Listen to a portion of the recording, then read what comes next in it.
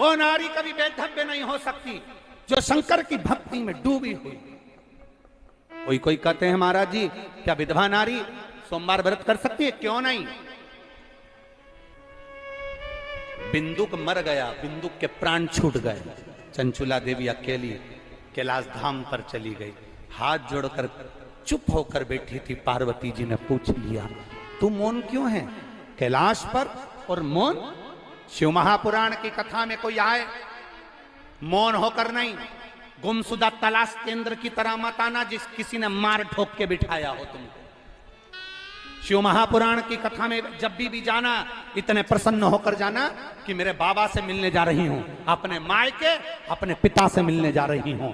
भोलेनाथ मेरा पिता है, मेरा बाप है, मेरा मायका है। शिव महापुराण की कथा मैं शिव महापुराण की कथा में शंकर से मिलने, मेरे पिता से मिलने जा रही हूं।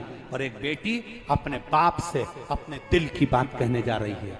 मायके में अगर बेटी का मुंह उतरा रहता है ना तो बाप को भोजन अच्छा नहीं लगता। शिव महापुराण में अगर तुम्हारा मुख उतरा रहेगा ना तो मेरे भोलेनाथ को अच्छा नहीं लगेगा। इसलिए शिव पुराण में जब भी जाना लड़ाई झगड़ा कर कर परिवार में मत आना कि पति मना कर रहा है, जबरदस्ती चले गए, मुंह उधारा है, तुम्हारा मुख उतरा हुआ है, कहीं तुम्हारा टेंशन में जिंदगी। ना ना ना, यहाँ आए हो मुस्कुराओ, प्रसन्न रहो। हमने एक बार पहले भी कथा में कहा तुम्हारी जिंदगी में कितना भी दुख हो, तुम्हारी जिंदगी में कितनी भी ठोकरें खा रहे हो, तुम्हारी जिंदगी में कितना भी कष्ट हो, तुम्हारी जिंदगी में कितनी बड़ी भी बीमारी हो, कैंसर जैसा भी रोग हो, किडनी लीवर तक बेकार हो गए हो, हमने एक बात आप लोगों से कही, शंकर के मंदिर में जाकर जल चढ़ाना, बड़े खुश होकर चढ़ाना, बड़े प्रसन्न होकर चढ़ाना, मुस्कुरा कर चढ़ाना। जल भी नहीं चढ़ा सकते तो हॉस्पिटल में दिखाने जाओ तो शंकर जी के मंदिर के सामने से खिलकर मुस्कुराकर हंसकर जाना। तो शंकर भगवान को पार्वती जी भी कहेगी भोलेनाथ इतना दर्द है इसकी जिंदगी में, इतनी दुखी है, इसके बाद भी आपके सामने मुस्कुरा कर जा रही है। शंकर जी कहते हैं जो मेरे सामने मुस्कुरा कर जाता है मैं उसको रोने नहीं देता, आशीर्वाद देता हूं तुम मुस्कुराते रहे।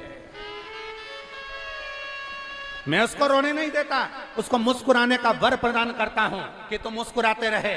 शिव की कथा में कभी भी आना, रोकर मत आना, टेंशन लेकर मत आना, बड़े प्रसन्नता से आना।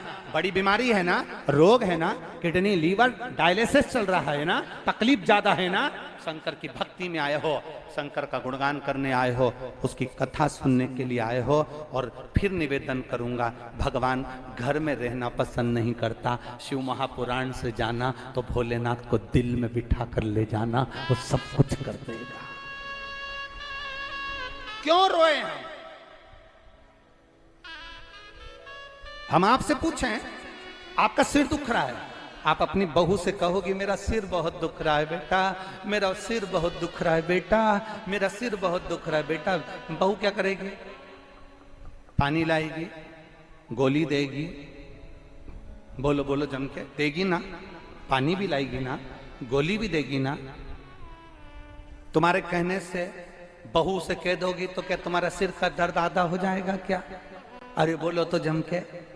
तुम सारी दुनिया में कहते फिरो महारा तो गोड़ा घना दुख है, महारा तो पाँव बहुत दुख है, महारा तो घुटना बहुत दुख रहा है, घुटना बहुत दुख रहा है। तुम दुनिया में कहते फिरो, कुछ नहीं होगा, दवाई तुम्हें खाना है, इलाज तुम्हें करवाना है, घुटना तुम्हारा दुख रहा है, दूसरे से कहकर काय को फालतू की बात करते हो। इससे अच्छा है महादेव के मंदिर में जाओ, उससे कहो ये शरीर, ये मन, ये चित्त, ये वृत्ति आपकी है, समय शरीर तेरा।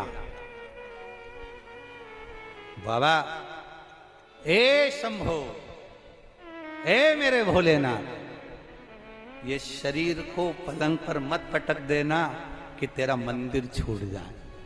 मरते दम तक इस शरीर को मंदिर तक आती रहूं ये सब बना कर रखना, वो समझ जाएगा, बीमार नहीं पटकना। तुम ये कहते ही काय को कि मेरा सिर दुख रहा है, तुम ये कहते ही काय को कि मेरा हाथ दुख रहा है, तुम तो ये कहो आखिरी सांस तक तेरे मंदिर पर आती रहूं। इस शरीर को ऐसा बनाकर रखना, पलंग पर मत पटकना, शरीर ऐसा बनाना कि तेरे मंदिर में आती रहूं। भगवान समझ जाएंगे इतने में सब काम हो गया, अभी इसको बीमार नहीं पटकना, आती रहे, शरीर ठीक है तो आए। दुनिया का सबसे बड़ा सेठ कौन है? अरे बोलो रे, जम के बोलो जरा। दुनिया का सबसे सेठ व्यक्ति कौन? जिसके पास में बंगला है वो सेठ है। अरे बोलो जम के। जिसके पास 4-5 गाड़ियां हैं वो सेठ है। जिसके पास सोना चांदी 2-2, 4-4, 5-5 किलो है वो सेठ है। जिसके घर में बेटे बहू सब कुछ है वो सेठ है। दुनिया का सबसे सेठ, दुनिया का सबसे अमीर व्यक्ति वो है जिसके घर में एक भी दवाई गोली नहीं है, वो दुनिया का सेठ है।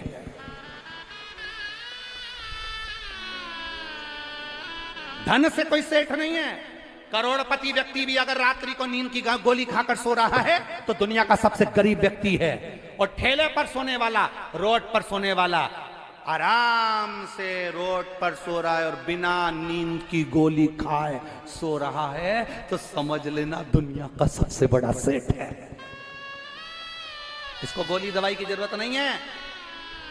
सोने चांदी की अंबानियां लगी है, 4-4 4 व्हीलर गाड़ियां हैं, डनलप का गद्दा बिछा है, एसी का रूम है, दूध का गिलास दरवाजे पर है, सब कुछ घर में सुख है। और रोज सोने से पहले 4-5 गोलियां खाकर सोना पड़ रहा है, तो तुम सेठ नहीं हो, तुम बहुत अमीर नहीं हो, तुम बहुत गरीब हो। शिव पुराण कहती है प्रथम सुख, बोलो बोलो जम के बोलो, प्रथम सुख निरोगी काया। पहला सुख जिंदगी का है तुम्हारी काया निरोग होना चाहिए, तुम्हारे काया में रोग नहीं होना चाहिए।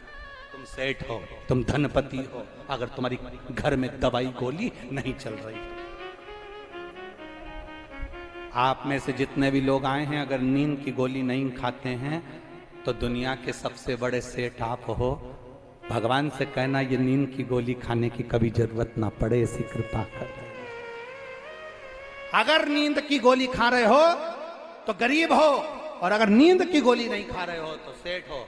चैन की नींद सो रहे हो, थकान हो गई, कोई बात नहीं, व्यापार व्यवसाय में ऊंच नीच चलती रहती है, बिना टेंशन के सो रहे हो, बाबा के भरोसे सो रहे हो, तो फिर क्या सोचो, क्या सोचो।